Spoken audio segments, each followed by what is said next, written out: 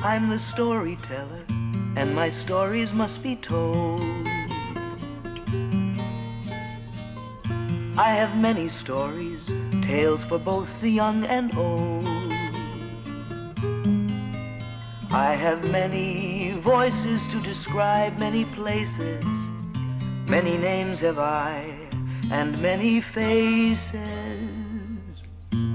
In Russia I am Ivan, in Sweden I am Jan. In Germany I'm Johann, in America I'm John. From my many travels I have gathered these tales to teach you good sense when all else fails. Sometimes there are tears, sometimes there is laughter, but always a happily ever after.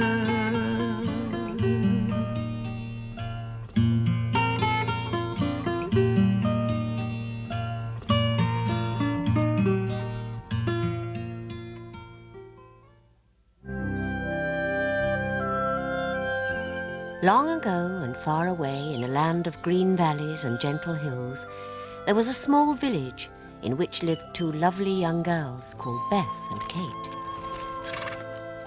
They had been friends since babyhood and shared with each other all their plans and hopes and dreams.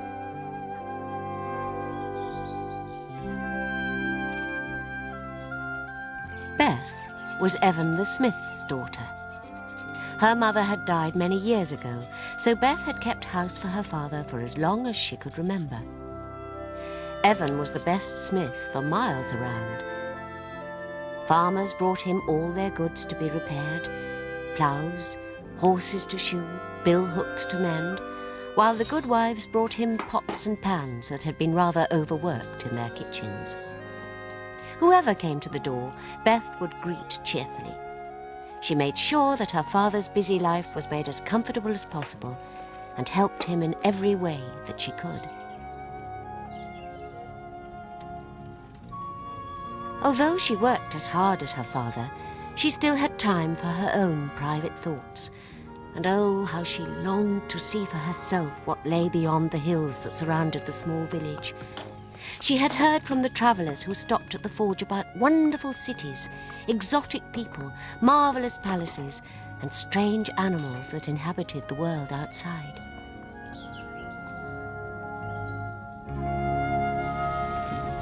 Her friend Kate was in exactly the same predicament.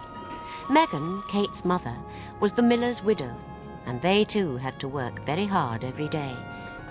But whereas Evan was a genial, cheerful man, Megan did nothing but complain about the hard lot which had befallen her. True, she had had a hard life, but goodness me, she certainly made sure poor Kate knew all about it, day after day. She wasn't a bad woman at heart, but she had let her problems and troubles get the better of her. Her life had become humdrum. All her waking hours were spent working and worrying.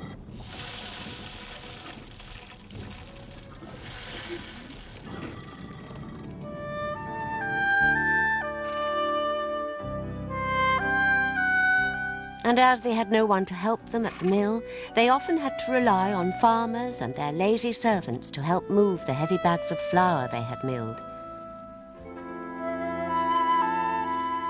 Megan didn't think much of men, and always showed that she was more than a match for those idle, good-for-nothing folk, as she usually called them, and would give as good as she got, with interest. The more they realized they would have to help themselves, the more independent they became. "Men," she would cry to Kate, or whoever was listening, "the world would be a better place without them." No wonder that, whenever she could, Kate would slip away and go and visit her friend Beth. The two would pack up a picnic basket on Kate's gentle old horse and go off for a long walk away from the village and into the woods that covered the hills. As they set off, They would always imagine that they were really travelling to far-off lands. They would speculate about the sights they would see, the amazing things they would do, the glorious robes they would wear. If only they could just leave the village. For of course, both had a stumbling block. Beth had her father to look after, Kate had her mother. Neither Evan nor Megan could do without the girls, and neither Beth nor Kate would want to leave them. They realized that however far their imaginations wandered, they themselves would have to remain in the village for as long as their parents lived. There was no way out.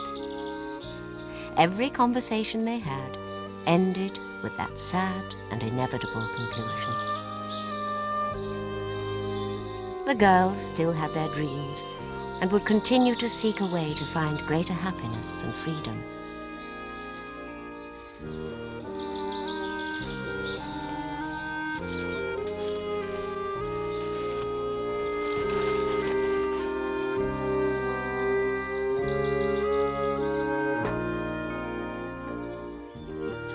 Kate mulled and mulled over the problem until one day she believed she had found the solution. Taking advantage of the fact that her mother was scolding some poor fellow, Kate slipped away, taking her horse with her as if she was going on some errand.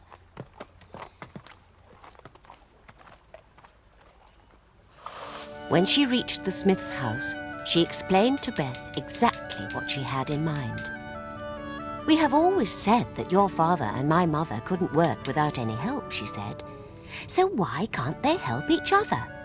If they got married, your father could help to run the mill, while my mother could keep house for him. Then you and I would be as free as birds to go off on our travels." Beth didn't want to disappoint her friend, but would it work? For one thing, their parents had not met for years, and they were both so busy working. Besides, Evan was such a generous man, and Megan had now become so mean. "If I made the horse cast a shoe, we would have to come here to have him reshod," Kate cunningly replied. "Then, at least, we would have brought them together." "That's no guarantee they will fall in love," Beth objected. But Kate was insistent.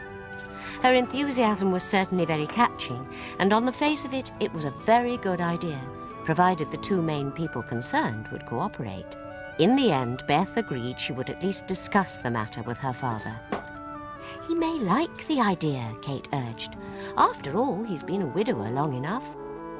When Kate returned to the mill, Megan scolded her for being away so long when there was so much work to be done. Kate was used to such scolding, and she bore it better because of her secret.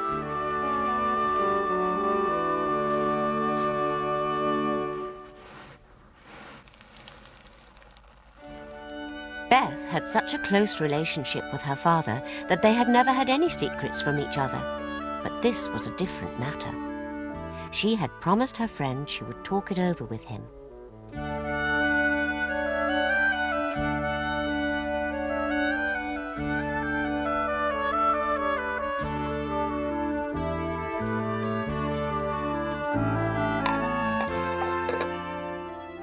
When the day's work was over, she brought up the subject.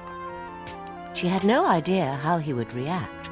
As far as she knew, he was perfectly happy with his lot. But she explained to him how desperately she and Kate wanted to travel and to see the world. Evan listened while his daughter outlined all her hopes and dreams to him, ending with the solution to the problem of her replacement, marriage to Megan. "Megan's not a bad woman," she said. "She's a very hard worker, and I'm sure she would look after you even better than I have. Kate can arrange to bring her mother here, but after that, well, it's really up to you." Evan just smiled at that and replied, "Well, my dear, we shall have to serve Megan some of our delicious snail soup." This reminded her of an old story her father had once told her, of how a miser had been cured of his avarice.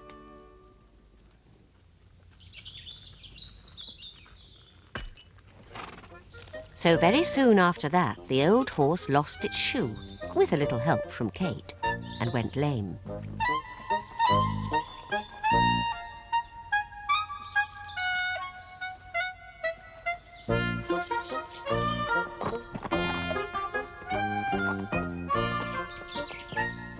Of course, Megan was far from pleased to hear of this latest disaster.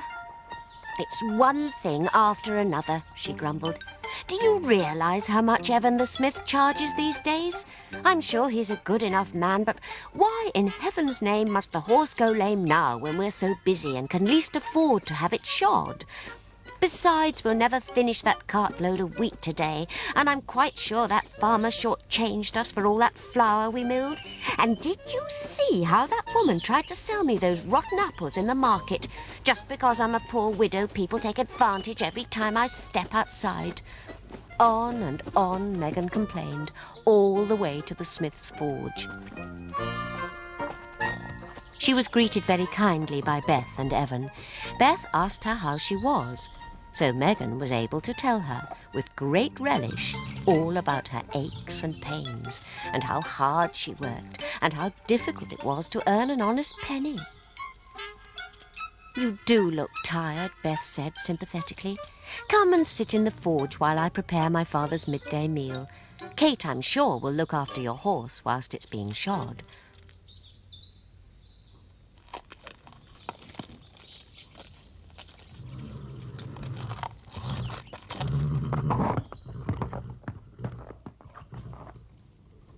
"Well, my feet do hurt," Megan agreed. "If you worked as hard as I do each day, you'd know what it's like to have every bone in your body aching." Megan and the girls stayed talking in the forge while Evan began to make his preparations to shoe the horse. He was as pleased as the girls that the plan seemed to be working so perfectly. Megan, for her part, just carried on with her long list of complaints, delighted to have 2 listeners instead of 1.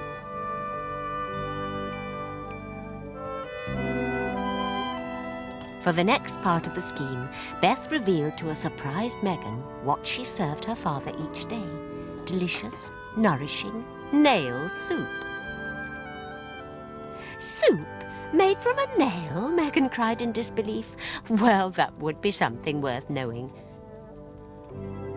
May I come and watch you make it, or will I be in the way?"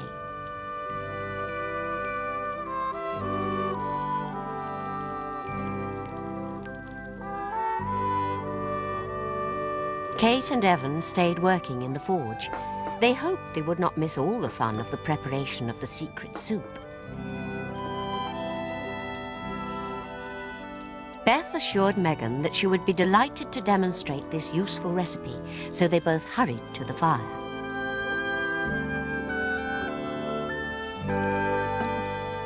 "You must make quite sure that the water is boiling hard," Beth instructed the intrigued Megan.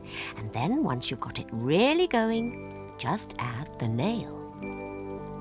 "Well, I'll believe this when I taste it," Megan sniffed. She still had her doubts, but she was determined to know all about such a wonderfully cheap dish. "You must stir constantly," Beth advised, "because that helps the nail impart all its goodness and flavour.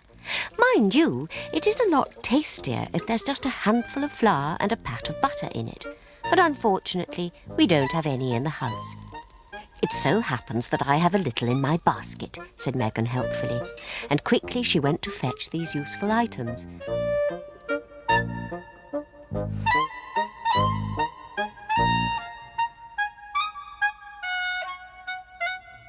Evan and Kate could hardly contain their amusement and delight at her eagerness.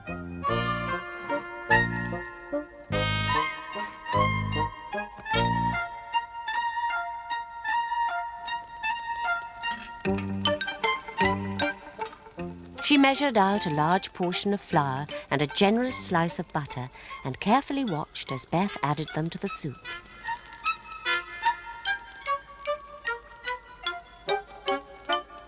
Flour and butter were, Megan knew, essential ingredients for any good soup. But just that small amount of butter?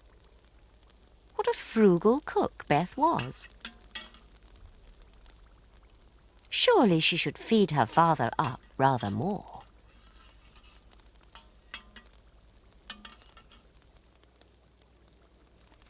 Why, she thought, giving Beth a bit more butter to add for luck, there's nothing to this soup.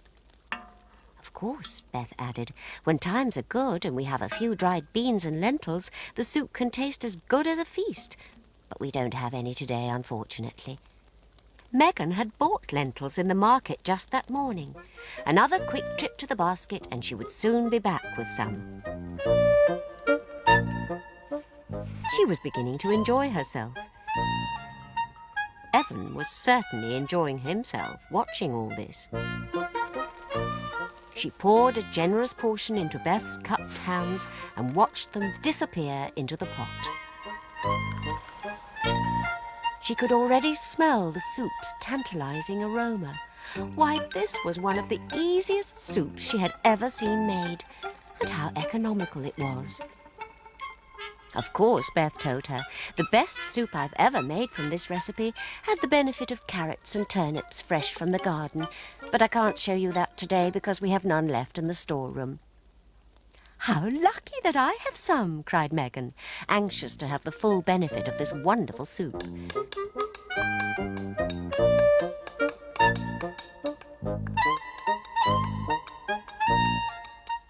Once again, the shopping basket was plundered for the carrots and turnips she had bought only that morning. And so intent was she on learning exactly how to make this soup that she didn't notice the amused looks both Kate and Evan gave her as she hurried past them. Carefully, she peeled the vegetables while Beth stirred and stirred.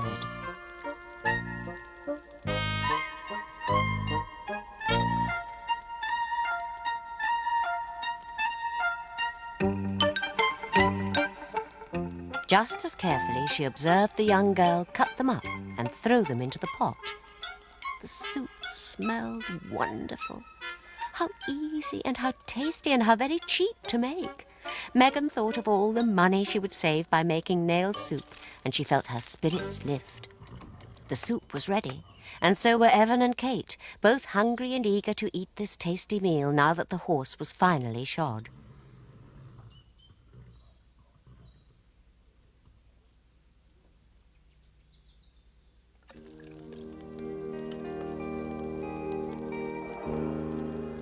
Goodness me, daughter, Evan cried jovially. That does smell good.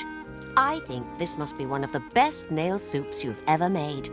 I won't say the best, he told Megan, for it hasn't had any bacon added to it. With a bit of bacon, it's good enough, you know, to serve to a king. Still, we must make do with what we have. It is quite a good soup, after all. Now, one of the farmers had killed a pig that week and had given a flitch of bacon to Megan in payment for milling some oats. One of Megan's most bitter complaints that morning was that she didn't like bacon. But now she suddenly saw that bacon was just the thing to complete the soup. Off she scurried to her capacious basket to bring in her bacon, whilst the others waited in amused anticipation.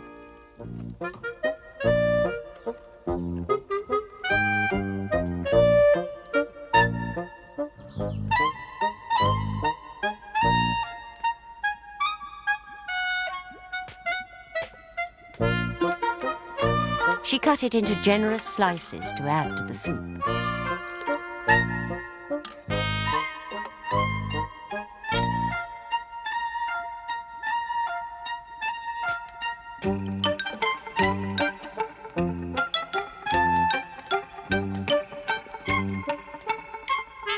Round and round Beth's spoon stirred, while the delicious smell wafted around the room, and everyone waited eagerly for the final few minutes of cooking to be complete.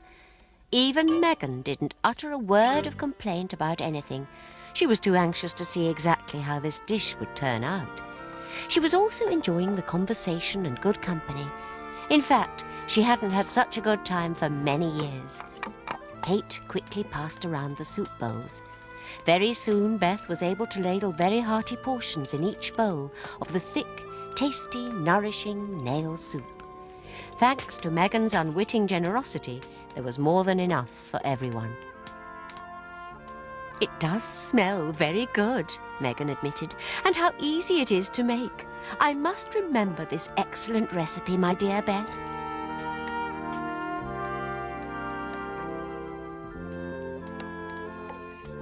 Everyone agreed that the soup was delicious.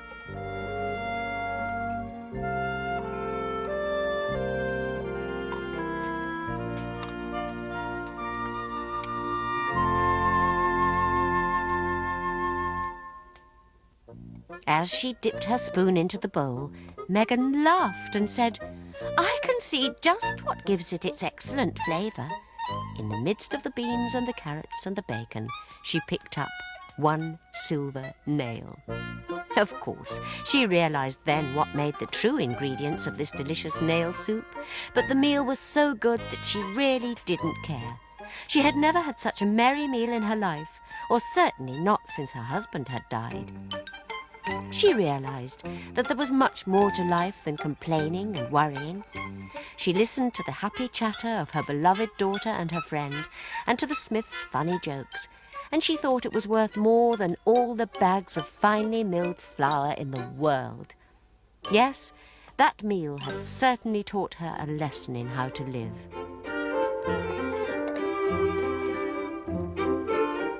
What an excellent man Evan the Smith was. Why had she never thought of remarrying, she wondered.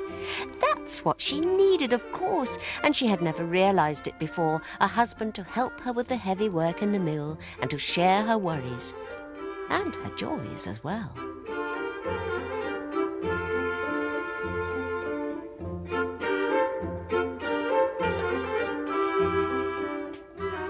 The girls' plan had worked beautifully.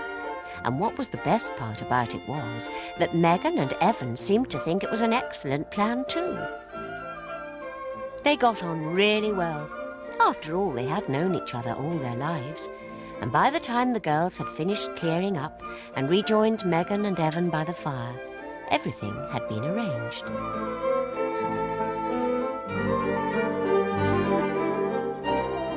The Smith and the miller's widow were going to get married as soon as they possibly could.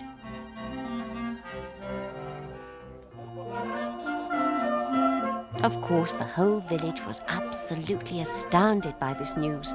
But when the village folk saw Megan laughing and joking at the wedding feast and saw that she no longer complained all the time, they realised that Evan had made a very wise choice indeed.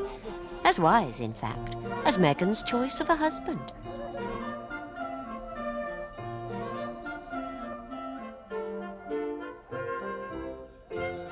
The two happiest people in the whole village were their scheming daughters, Beth